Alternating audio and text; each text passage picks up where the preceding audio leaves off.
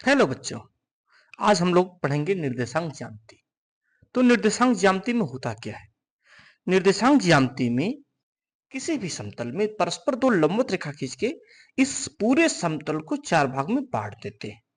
अब ये जो हमने रेखा खींचा है, जो क्षैतिज रेखा है, ये जो क्षैतिज रेखा है लाल रंग से, इसको कहते हैं यक्स अक्ष और इसको नाम देते हैं यक्स डैश ओ यक्स। तो इसको कहते हैं क्या? एक्स अक्ष बोलते हैं इसको। इस क्षैतिज रेखा को कहते हैं यक्स अक्ष। और इस ऊर्ध्वाधर रेखा को, जिसका नाम वाई वाई डैश है, इसको कहते हैं वाई अक्ष। क्या कहते हैं इसको? वाई अक्ष। अब इन दोनों रेखाओं के कटान बिंदु को, जिसे हम ओ से प्रदर्शित करते हैं, इसको कहते हैं मूल बिंदु। मूल बिंदु। और इस मूल बिंदु का जो निर्देशांक निश्चित होता है, इसको कहते हैं 0 और 0। इस निर्देशांक को जो हम प्रदर्शित करते हैं 0 0, इसको कहते हैं भुज। उसको क्या कहते हैं? जो पहला बिंदु भुज है, और ये दूसरा बिंदु है क्या? कोटि। क्या है इसको? इसको कहते हैं कोटि। ये भुज क्या है? भुज क्या है? तो भुज है यक्स अक्ष की दिशा में चली गई दूरी। यक्स अक्ष की दिशा में, यक्स अक्ष की दिशा में चली गई दूरी। चली गई दूरी। चली गई दूरी है ये, यक्स अक्ष की दिशा में चली गई दूरी। और ये कोटि। कोटि क्या है? वाई अक्ष की दिशा में चली गई दूरी। वाई अक्ष की दिशा में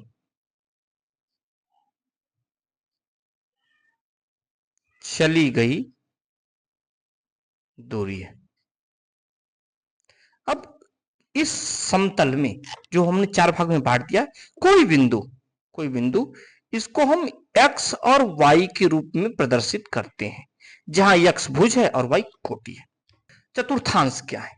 तो हमें चतुर्थांश क्या है, चूंकि हमने परस्पर किसी समतल को दो परस्पर लंबवत रेखा खींच करके चार भाग में बांट दिया, तो ये जो रीजन है, ये रीजन, इस रीजन को साइन कन्वेंशन यहां पर इसको कहते हैं प्रथम चतुर्थांश। जो रीजन यक्स ओ वाई है, यक्स ओ वाई, ये रीजन, इसको कहते हैं क्या? प्रथम चतुर्थांश। चतुर्थांश। चतुर्थांश है ना, प्रथम चतुर्थांश। और उसके बाद यहां से हम बढ़ते हैं एंटी क्लॉकवाइज। ये रीजन, इस रीजन का नाम क्या है? Y O X dash. इसको कहते हैं द्वितीय चतुर्थांश।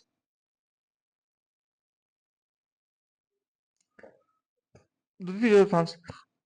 और बढ़ते आगे, तो ये रीजन जिसका नाम X dash O Y dash, इसको कहते हैं तृतीय चतुर्थांश। क्या बोलते हैं इसको? तृतीय चतुर्थांश।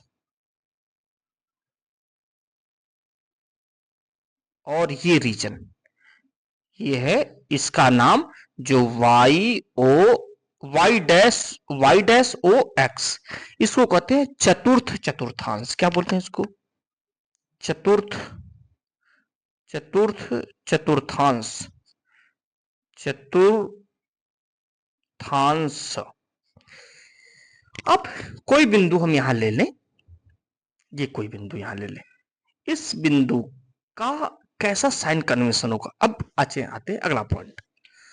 चतुर्थांश में एक बिंदु की स्थिति का चिन्ह क्या होगा? अब जैसे हम ये है प्रथम चतुर्थांश है, ये है प्रथम चतुर्थांश, ये है प्रथम। तो इस प्रथम चतुर्थांश में कोई बिंदु हमने ले लिया। अब इस बिंदु पर पहुंचने के लिए हम परस्पर लंबवत दिशा में, दो दिशाओं में चलेंगे। जैसे ये बिंदु मान ले हम P है, इस बिंदु पर हम इसको x और y के रूप में प्रदर्शित करें, तो x और y का मान क्या होगा और इसके साथ x और y का चिन्ह क्या होगा?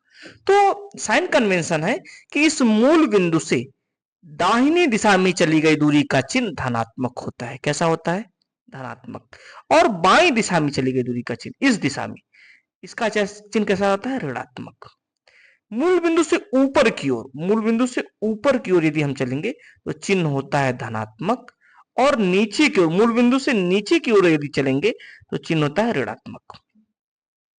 चूंकि हम यहां पर, अब यदि बिंदु P पर पहुंचना है तो परस्पर दो लंबवत दिशाओं में चलेंगे। अब यहां पर पहुंचने के लिए हमें O से दाहिनी दिशा में चलना पड़ेगा, फिर ऊपर की ओर चलना पड़ेगा। तो चूंकि यहां पर है, हमें यहां पर पहुंचने के लिए पहले हम आएंगे इस बिंदु पर, यहां से चल के आएंगे इस बिंदु पर, फिर यहां से ऊपर जाएंगे। तो इस बिंदु पर हम कितने यूनिट चलेंगे? x अक्ष की दिशा में 1 2 3 4 5 6 7 8। x अक्ष की दिशा में हम, चूंकि x अक्ष की धनात्मक दिशा में चल रहे हैं, तो मतलब x का मान क्या हो गया? 8। अब y का मान, अब हम ऊपर की ओर कितना जा रहे हैं? 1 2 3 4 5 6 7 8 और 9, मतलब ऊपर की ओर 9 चले y अक्ष की दिशा में। तो इस बिंदु का निर्देशांक कितना हो गया? 8 और 9। चूंकि यहां पर x अक्ष की दिशा धनात्मक है, x अक्ष की धनात्मक दिशा में चल रहे हैं, तो किसी भी बिंदु का निर्देशांक प्रथम चतुर्थांश में प्लस, और कोटि का मान भी ऊपर की ओर जा रहे हैं तो प्लस और प्लस होगा। अगर कोई बिंदु द्वितीय चतुर्थांश में हो, किस में है? यह है द्वितीय, कोई बिंदु द्वितीय चतुर्थांश में है, और यहां पर मान ले हम कोई बिंदु यहां पर है, कैसा है? या हम मान ले कोई बिंदु ये है, तो इस बिंदु पर पहुंचने के लिए पहले हमें x अक्ष की दिशा में चलेंगे, और x अक्ष की ऋणात्मक दिशा में, x अक्ष की क्या चलेंगे? ऋणात्मक दिशा में। कितने यूनिट? पहले तो हम यहां आएंगे, यहां पर हम आएंगे पहले यहां, फिर इसके बाद इससे ऊपर जाएंगे। तो यहां पर पहुंचने के लिए हम x अक्ष की ऋणात्मक दिशा में कितना चलेंगे? 1 2 3 4 5 6 7, मतलब भुज का मान कितना हो गया? -7, क्योंकि x अक्ष की ऋणात्मक दिशा में चले। अब इसके बाद हम ऊपर चलेंगे, मतलब x अक्ष की धनात्मक दिशा, 1 2 3 4, मतलब कितना यूनिट चल रहा है? 4 यूनिट ऊपर की ओर। तो ये रहा +4। इसका मतलब द्वितीय चतुर्थांश में किसी भी बिंदु का निर्देशांक पहले होगा भुज का मान माइनस और कोटि का मान धनात्मक, माइनस और प्लस। अब कोई बिंदु हम तृतीय चतुर्थांश में पहुंचे तो उसका चिन्ह कैसा होगा? तो तृतीय चतुर्थांश है ये है क्या? तृतीय चतुर्थांश। और कोई बिंदु यहां पर है, यहां मान ले कोई एक बिंदु यहां पर है। इस बिंदु पर पहुंचने के लिए हमें कहां कहां कैसे चलना पड़ेगा? पहले हमें x अक्ष की ऋणात्मक दिशा में चलना पड़ेगा, यहां पर आना पड़ेगा, और फिर यहां से नीचे, फिर y अक्ष की ऋणात्मक दिशा में। इसका मतलब यहां पर पहुंचने के लिए हमें पहले कितने यूनिट x अक्ष पर चलने पड़ेंगे? 1 2 3 4, इसका मतलब -4, क्योंकि x अक्ष की ऋणात्मक दिशा में चल रहे हैं, y अक्ष की ऋणात्मक दिशा में यह भी चल रहे हैं, 1 2 3, इसका मतलब इस बिंदु का निर्देशांक -4 -3 है। अर्थात तृतीय चतुर्थांश में किसी भी बिंदु का निर्देशांक कैसा होगा? माइनस होगा, और फिर भुज का मान माइनस और कोटि का मान भी माइनस होगा। अब यह है चतुर्थ चतुर्थांश। ये क्या है? चतुर्थ चतुर्थांश। अब इस चतुर्थांश में कोई एक बिंदु ले ले, उस बिंदु का निर्देशांक कैसा होगा? तो हम ये देखते हैं। अब ये बिंदु मैंने ले लिया, मान लिया ये बिंदु है, इस बिंदु पर हमें पहुंचना है। तो इस बिंदु पर पहुंचने के लिए हम पहले x अक्ष की धनात्मक दिशा में चलेंगे। कितना यूनिट? 1 2 3 4 5 6 7 8। तो ये क्या, भुज का मान कितना हो गया? 8, क्योंकि x अक्ष की धनात्मक दिशा है। कोटि, चूंकि y अक्ष की कोटि, ये हम चलेंगे y अक्ष की दिशा में। अब कई यूनिट चलेंगे? 1 2 3 4 5, क्योंकि y अक्ष की ऋणात्मक दिशा है, इसलिए क्या करेंगे इसको? -5। तो इस चतुर्थांश में, तृतीय चतुर्थांश में किसी बिंदु का निर्देशांक कैसा होगा? धनात्मक और ऋणात्मक। इसका मतलब अब हम आ जाते पहला चीज, प्रथम चतुर्थांश में किसी भी बिंदु का जो निर्देशांक का चिन्ह होगा वो धनात्मक, भुज का मान भी धनात्मक, कोटि का मान भी धनात्मक। दूसरा, द्वितीय चतुर्थांश में द्वितीय द्वितीय चतुर्थांश ये रीजन है। अब यहां पर हम पहले x अक्ष की ऋणात्मक समझाएंगे, मतलब भुज कैसा होगा ऋणात्मक, और इसके बाद ऊपर जाएंगे मतलब कोटि कैसा होगा धनात्मक। तो पहला ऋणात्मक, दूसरा धनात्मक, तीसरा तृतीय में कैसा होगा, तृतीय में, तो तृतीय में हम पहुंचने के लिए इधर चलेंगे x अक्ष की ऋणात्मक दिशा में और y अक्ष की ऋणात्मक दिशा, मतलब बिंदु का इंटरसेक्शन कैसा होगा, नेगेटिव और नेगेटिव, भुज भी नेगेटिव, कोटि भी नेगेटिव। चतुर्थ चतुर्थांश में हम, यह है चतुर्थ रीजन। तो पहले x अक्ष की धनात्मक दिशा, फिर y अक्ष की ऋणात्मक दिशा, मतलब भुज का मान धनात्मक और कोटि का मान ऋणात्मक। निर्देशांक जानते हैं, एक बिंदु की स्थिति हम को दिखाना है, ये एक बिंदु है -3 और 2, यहां पर कैसे पहुंचेंगे, तो पहले ये बिंदु किस चतुर्थांश में स्थित है पहले ये देखना है, और इस किस पोजीशन पे स्थित है। तो हम भुज है, यह है भुज, ये क्या है भुज, और यह है x अक्ष की दिशा में चली गई दूरी, और यह है कोटि, ये क्या है y अक्ष की दिशा में चली गई दूरी।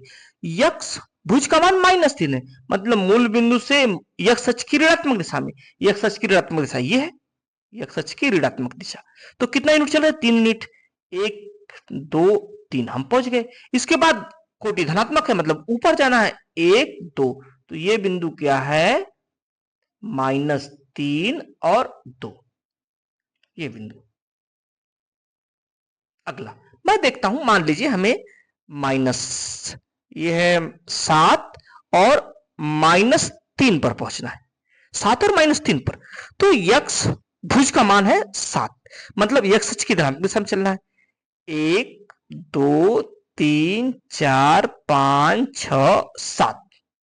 अब उसके बाद कोटि कितना है -3, तो एक, चूंकि ऋणात्मक y अक्ष की ऋणात्मक दिशा में चलना है, तो 1 यूनिट 2 यूनिट 3 यूनिट, ये बिंदु क्या है 7 और -3, और किस चतुर्थांश में स्थित है, चतुर्थ में स्थित है। अब हम कह दें कि कोई बिंदु A है 0 3, ये बिंदु कहां पर स्थित है, तो इसमें भुज का मान है 0, भुज का मान है 0 और कोटि का मान है 3। चूंकि x अक्ष की दिशा में चली गई दूरी 0 है, y अक्ष की दिशा में चली गई दूरी है, इसका मतलब हम x अक्ष की दिशा में चलेंगे नहीं, y अक्ष पर ही चलेंगे, तो ये 1 यूनिट 2 यूनिट और 3 यूनिट, ये है बिंदु 0 और 3। ये बिंदु किस अक्ष पर स्थित है, तो x अक्ष पर स्थित है। किस पर है ये, x अक्ष पर। अगर बिंदु कुछ ऐसा होता 5 0, जिसमें भुज होता कोटि 0 होता, यदि कोटि 0 है, यदि कोटि इक्वल टू 0, तो ये बिंदु हमेशा x पर स्थित होगा, और यदि भुज बराबर 0 है, भुज बराबर 0, तो बिंदु कैसा होगा, हमेशा y अक्ष पर स्थित होगा। और 5 0, तो 5 0 क्या होगा, कहां पर बिंदु है, देखो भैया ये x अक्ष की दिशा में 5 यूनिट चले हैं, तो 1 2 3 4 5, ये है बिंदु क्या 5 और 0। अब हम लोग प्रश्न करते हैं, प्रश्न पर आते हैं। पहला प्रश्न है, निर्देशांक 4 -3 किस चतुर्थांश में स्थित है, तो इसका जो पॉइंट है, पहला है धनात्मक और दूसरा है ऋणात्मक। तो पहला धनात्मक मतलब इधर चले और दूसरा ऋणात्मक मतलब इधर चले, तो किस चतुर्थांश में आएंगे, चतुर्थ में।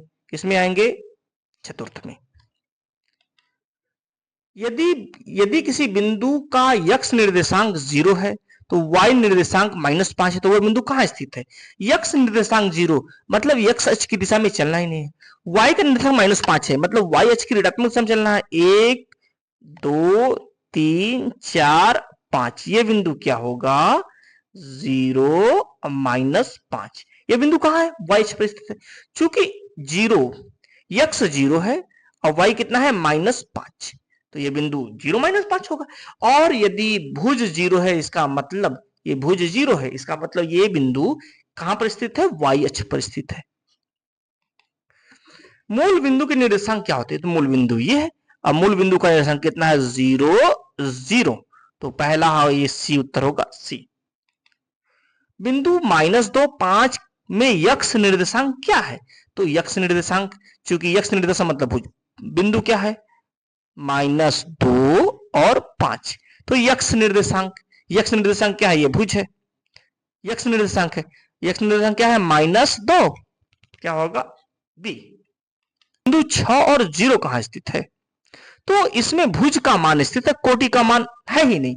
इसका मतलब ये यदि भुज है तो ये बिंदु किस पर स्थित होगा? यक्स अक्ष पर।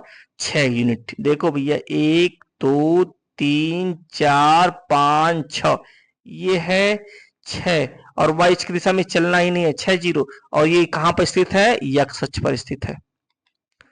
द्वितीय चतुर्थांश में स्थित एक बिंदु के निर्देशांक के लिए सही चिन्ह क्या है? द्वितीय चतुर्थांश ये है, मान ले ये बिंदु है, तो इसमें हम x अक्ष की ऋणात्मक दिशा में चलना पड़ेगा, y अक्ष की धनात्मक दिशा में चलना पड़ेगा। मतलब इस बिंदु का निर्देशांक माइनस, पहले तो माइनस होगा फिर प्लस होगा, अर्थात माइनस और प्लस। द्वितीय चतुर्थांश का चिन्ह कितना होता है? माइनस और प्लस। वह अक्ष क्या कहलाता है? जो x अक्ष, वह अक्ष क्या कहलाता है जिस पर y निर्देशांक हमेशा शून्य होता है? y निर्देशांक शून्य होता है, मतलब इस अक्ष पर कोई बिंदु ले, हमेशा y निर्देशांक क्या होगा? शून्य होगा, मतलब कोटि का मान शून्य होगा, क्या कहलाएगा? यक्स अक्ष। बिंदु यक्स y में y को क्या कहते हैं? तो y को कहते हैं, यक्स y है, ये यक्स और ये y, इसको कहते हैं क्या? कोटि। क्या बोलते हैं? कोटि।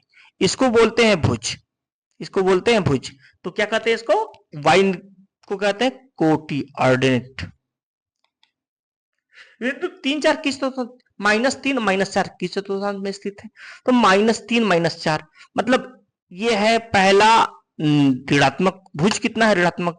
कोटि भी कैसा है? ऋणात्मक, अर्थात x अक्ष की ऋणात्मक दिशा में चले, y अक्ष की भी ऋणात्मक दिशा में चलेंगे, पहुंचेंगे कहां पर? यहां पर। और ये कौन सा चतुर्थांश है? तृतीय है। कौन सा है ये? तृतीय है। तो -4 -3 कहां पर होगा? तृतीय में। यदि किसी बिंदु का x निर्देशांक 0 है तो वह बिंदु किस अक्ष पर होगा? y निर्देशांक 0 है, मतलब y की दिशा में चलना ही नहीं है। y निर्देशांक 0 है, y की दिशा में चलना नहीं है, मतलब चल हम किस पर रहे हैं? सिर्फ इसी रेखा पर चल रहे हैं। तो क्या होगा? x अक्ष पर स्थित होगा वह बिंदु। एक बिंदु जो x अक्ष और y अक्ष दोनों पर स्थित है वह है, देखो भैया यही बिंदु है जो x अक्ष और y अक्ष दोनों पर स्थित है, और इस बिंदु को कहते हैं मूल बिंदु, और इस बिंदु का निर्देशांक होता है 0 0, मतलब सी ऑप्शन सही है। चतुर्थ चतुर्थांश में स्थित एक बिंदु के निर्देशांक के लिए सही चिन्ह है, यह है चतुर्थ चतुर्थांश। और इस रीजन में किसी भी बिंदु पर पहुंचने के लिए x अक्ष की धनात्मक दिशा और y अक्ष की ऋणात्मक दिशा में चलना पड़ता है, अर्थात इस रीजन में किसी भी बिंदु का निर्देशांक का चिन्ह होगा धनात्मक और ऋणात्मक, मतलब ऑप्शन डी। बिंदु 5 -7 में कोटि का मान कितना है? तो 5 है और -7 है, तो ये तो हो गया भुज, ये है भुज, और ये है क्या? कोटि। ये क्या है? कोटि। तो कोटि का मान क्या है? -7। क्या है? -7। बिंदु 0 9 कहां स्थित है? तो इसमें 0 9, इसका मतलब भुज बराबर 0 और कोटि बराबर 9, कोटि बराबर 9। यदि किसी भी बिंदु के निर्देशांक में भुज का मान 0 है तो वह बिंदु कहां स्थित होता है? y अक्ष पर, मतलब x अक्ष की दिशा में चलना ही नहीं, y अक्ष की दिशा में नहीं चलना है। 1 2 3 4 5 6 7 8 9, ये बिंदु क्या है? 0 और 9, और ये बिंदु कहां पर स्थित है? y अक्ष पर। क्या होगा? y अक्ष पर। अगला प्रश्न, यदि एक बिंदु का x निर्देशांक धनात्मक है और y निर्देशांक ऋणात्मक है तो वह बिंदु किस चतुर्थांश में? x धनात्मक है, मतलब यहां आ रहा है, y ऋणात्मक है, मतलब इधर जा रहा है, तो ये रीजन है, और ये रीजन कौन सा है? चतुर्थ। कौन सा चतुर्थांश है ये? चतुर्थ। बिंदु -5 2 की y अक्ष से लंबवत दूरी, बड़ी इंटरेस्टिंग क्वेश्चन है ये। -5 2 मतलब पहले x अक्ष की ऋणात्मक दिशा में चलना है, 1 unit 2 unit 3 unit 4 unit 5 unit, और उसके बाद x अक्ष y अक्ष की धनात्मक दिशा में 1 यूनिट 2 यूनिट। ये बिंदु क्या है? -5 और 2। अब इस बिंदु की y अक्ष से लंबवत दूरी, y अक्ष से लंबवत दूरी ये है, ये y अक्ष से लंबवत दूरी ये है, इसका मतलब y से लंबवत दूरी क्या होगा, माड ऑफ भुज। क्या होगा, y से दूरी भुज का मापांक। अब भुज कितना है, -5, तो इसका क्या होगा, लंबवत दूरी 5 यूनिट, y से लंबवत दूरी 5 यूनिट, सी आएगा। इस बिंदु का एक्स अक्ष से दूरी, तो माड ऑफ कोटि का मापांक, तो क्या है, कोटि का मापांक, कोटि कितना है 2 यूनिट, मापांक कितना हो जाएगा 2। इस बिंदु का x अक्ष से दूरी 2 यूनिट और इसी बिंदु का y अक्ष से दूरी, ये दूरी है और वो कितना है 5 यूनिट। यदि एक बिंदु की कोटि 3 और है और वह x अक्ष पर स्थित है, कोटि 3 है, तो उसके निर्देशांक क्या होंगे। अब कोटि है 3 यूनिट, तो इसको लिखे और ये 3 यूनिट कोटि हो गई। अब y अक्ष पर स्थित है, मतलब x अक्ष की दिशा में चली गई दूरी 0 है, इसका मतलब उस बिंदु के निर्देशांक कितना होंगे 0,3। बिंदु 0-8 किस चतुर्थांश में स्थित है, तो ये तो चूंकि भुज 0 है, कोटि का मान है, इसका मतलब ये y अक्ष पर स्थित है, चतुर्थांश में तो किसी होगा नहीं, यह किसी चतुर्थांश में नहीं है, यह किसी चतुर्थांश में नहीं है। 0-8 y अक्ष की ऋणात्मक दिशा में चलना है और x अक्ष की दिशा में 0, मतलब 1 2 3 4 5 6 7 8, ये क्या है बिंदु 0-8। यह बिंदु किसी चतुर्थांश में नहीं है, यह किस पर स्थित है, y अक्ष पर स्थित है। वह बिंदु जिसके निर्देशांक x माइनस x है किस चतुर्थांश में स्थित होगा, x इज ग्रेटर देन 0, इसका मतलब पहला है x अक्ष की दिशा में चली गई दूरी धनात्मक, y अक्ष की दिशा में चली गई दूरी ऋणात्मक, इसका मतलब x अक्ष की दिशा में चली गई दूरी इधर और y अक्ष की दिशा में चली गई दूरी इधर, इसका मतलब है यह बिंदु क्या होगा, यह रीजन है चतुर्थांश। बिंदु 10-10 x अक्ष से लंबवत दूरी ज्ञात करें। x अब 10 बिंदु 10 है, 10-10 है, मतलब x अक्ष की दिशा में धनात्मक 1 2 3 4 5 6 7 8 9 10। अब इसके बाद यहां से y अक्ष की ऋणात्मक दिशा में नीचे आना है, 1 2 3 4 5 6 7 8 9 10, मतलब ये बिंदु कैसा है, इसका निर्देशांक है 10 -10। अब ये कह रहे हैं x अक्ष से लंबवत दूरी, तो x अक्ष से लंबवत दूरी क्या होगा, माड ऑफ कोटि, क्या होगा, माड ऑफ कोटि, माड ऑफ कोटि। कोटि क्या है, -10 है, तो -10 का मापांक बराबर क्या आएगा 10 यूनिट, ये ऑप्शन। x अक्ष से लंबवत दूरी मतलब कोटि का मापांक। यदि कोई बिंदु मूल बिंदु से 7 इकाई दूरी पर है, इकाई दूरी पर x अक्ष पर धनात्मक दिशा में स्थित है, तो उस बिंदु के निर्देशांक मूल बिंदु से 7 इकाई x अक्ष पर धनात्मक दिशा, मतलब हमें चलना है इस दिशा में, कितना यूनिट 7 यूनिट, 1 2 3 4 5 6 7, ये बिंदु चलना है। और चूंकि x अक्ष की धनात्मक दिशा में 7 यूनिट चल रहे हैं, y अक्ष की दिशा में हमें चलना ही नहीं है, तो इस बिंदु का निर्देशांक क्या हो जाएगा 7,0। अगला प्रश्न, बिंदु -4 0 कहां स्थित है, तो हमें सिर्फ भुज पर चलनी है दूरी, कोटि पर चलना ही नहीं है, इसलिए बिंदु किस पर होगा, x अक्ष पर स्थित होगा, इस अक्ष पर स्थित होगा। -4 0 देख लेते हैं, x अक्ष की ऋणात्मक दिशा में चलना है 1 2 3 4, ये बिंदु है -4 और 0, तो कहां स्थित है, ये x अक्ष पर, धनात्मक x अक्ष पर, ऋणात्मक x अक्ष पर, तो ये है ऋणात्मक x अक्ष पर है, ये ऋणात्मक x अक्ष पर।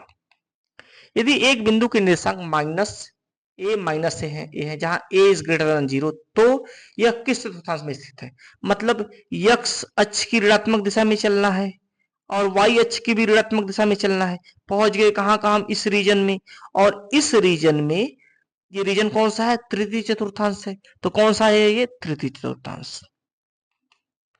वह अक्ष जिसके लिए भुज हमेशा शून्य होता है, क्या कहलाता है? भुज शून्य होता है, मतलब भुज शून्य है, मतलब x अक्ष की दिशा में चलना ही नहीं है। इसका मतलब हम किस रेखा पर होंगे? इस रेखा पर होंगे। और ये रेखा कौन सी है? y अक्ष। क्या होगा? y अक्ष की दिशा में अगर हम चलें, y अक्ष पर रहें, तो उसमें हमेशा भुज का मान शून्य होगा। बिंदु -2 5 में कोटि का मान है, तो -2 है 5, क्या है? -2 और 5, ये है भुज और ये है कोटि। ये क्या है? कोटि। कोटि का मान कितना है? 5 यूनिट। अगला प्रश्न, तीसरे चतुर्थांश में स्थित एक बिंदु के निर्देशांक के लिए सही चिन्ह है। तीसरा चतुर्थांश ये है, तीसरा चतुर्थांश ये है, और यहां पर पहुंचने के लिए हमें x अक्ष की ऋणात्मक दिशा और y अक्ष की ऋणात्मक दिशा में चलना होगा। अर्थात तीसरे चतुर्थांश में पहुंचने के लिए हमें जो भुज और कोटि के चिन्ह कैसे आएंगे? माइनस और माइनस। अगला प्रश्न, बिंदु 4 -6 की y अक्ष से दूरी और x अक्ष से दूरी क्रमशः है 4 -6। अब बात करें 4 -6, हम दिखा दें x अक्ष की धनात्मक दिशा 1 2 4 -6 है ना, 4 अब -6, तो x अक्ष की धनात्मक दिशा में कितनी? 4 यूनिट, 1 2 3 4 यहां पहुंचे। फिर y अक्ष की ऋणात्मक दिशा में 6 यूनिट, 1 2 3 4 5 6, ये बिंदु क्या है? 4 अब -6। इस बिंदु की x अक्ष से दूरी, x अक्ष से दूरी, तो x अक्ष से दूरी ये है, क्या होगा? मॉड ऑफ कोटि, मॉड ऑफ कोटि। और क्या है ये? मॉड ऑफ -6 बराबर 6 यूनिट। y अक्ष से दूरी, y अक्ष से दूरी, y अक्ष से दूरी ये है, ये दूरी है y से। और ये क्या? मॉड ऑफ भुज, क्या होगा? मॉड ऑफ भुज। अब भुज क्या है इसका? 4, मॉड ऑफ 4 बराबर क्या होगा? 4। तो कितना होगा? 6 और 4, तीसरा ये। यदि किसी बिंदु का x निर्देशांक भुज धनात्मक और y निर्देशांक शून्य है, तो वह बिंदु का भुज धनात्मक है और कोटि शून्य है, मतलब चलना है हमें x अक्ष पर, तो कहां बिंदु होगा? धनात्मक है, मतलब x अक्ष की धनात्मक दिशा, x अक्ष की धनात्मक दिशा। बिंदु 5 किस चतुर्थांश में है? चूंकि दोनों धनात्मक है और दोनों धनात्मक, ये चतुर्थांश होता है, पहला है। अगला प्रश्न, वह बिंदु जो y अक्ष पर स्थित है और x अक्ष के नीचे 4 इकाई की दूरी पर है। y अक्ष पर स्थित है और x अक्ष के नीचे 4 इकाई पर, इसका मतलब 1 2 3 4, ये बिंदु। हम यहां पर x बराबर भुज का मान 0, और चूंकि y अक्ष की ऋणात्मक दिशा में चल रहे हैं, 0 -4, इस बिंदु का निर्देशांक क्या होगा? 0 -4।